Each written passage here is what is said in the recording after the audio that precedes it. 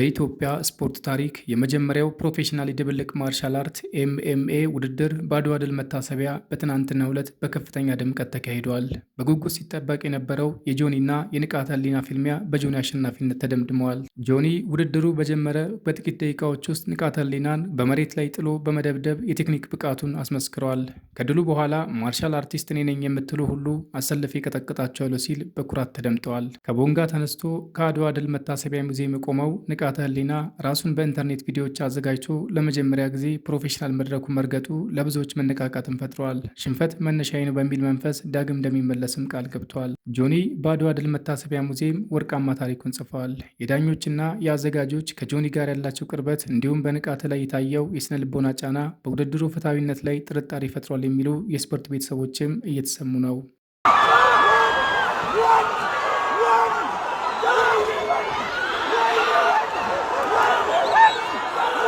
በኢትዮጵያ ታሪክ ለመጀመሪያ ጊዜ በአድዋ ድል መታሰቢያ ሙዚየም የተካሄደው የታላቁ የድብልቅ ማርሻል አርት (ኤምኤምኤ) ፍልሚያ በጆኒ አስደናቂ በላይነት ተጠናቋል። መላው አዲስ አበባና መላው ኢትዮጵያ በጉጉት ሲጠብቅ የነበረው ይህ መድረክ ለጆኒ ታሪካዊ ድልን አጎናጽፏል። የአሸናፊነት ክብር ቀበቶም ታጥቋል። ታዛቢዎች ለውድድሩ ድምቀት የተደረገ ለኩፋ ነው ቢሉም ክስተቱ ለኢትዮጵያ ኤምኤም አዲስ ምዕራፍ ከፍተዋል።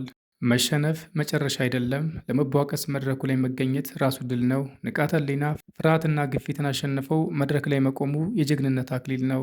ነገ የታሪክ መጀመሪያ ሊሆን ይችላል። ውድድሩ በሀገራችን ለሚክስድ ማርሻል አርት (ኤምኤምኤ) ስፖርት አዲስ ምዕራፍና አዲስ መንገድ የከፈተ ነው።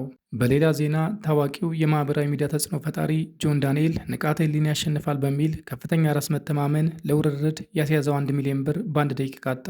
ጆን ዳንኤል ንቃተ ህሊና ጆኑን እንደሚረታው በመተማመን ይህን ከፍተኛ የገንዘብ መጠን ለውርርድ ቢያስይዝም ውጤቱ ግን ከጠበቀ ውጭ ሆኗል።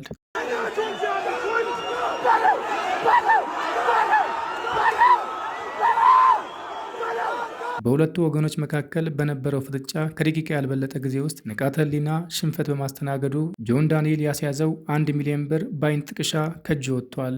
ይህ ክስተት በቲክቶክ ማህበረሰብ ዘንድ ከፍተኛ መነጋገሪያ ሆኖ የቀጠለ ሲሆን በደረሰበት ኪሳራ ዙሪያ የተለያዩ አስተያየቶችን እየሰነዘሩ ይገኛሉ። ውድ የታሪክ አለኝ ቲዩብ ተከታታዮች መረጃዎቹን ይመስል ነበር። ለቤቱ አዲስ ከሆናችሁ ሰብስክራይብ በማድረግ ቤተሰብ ሁኑ።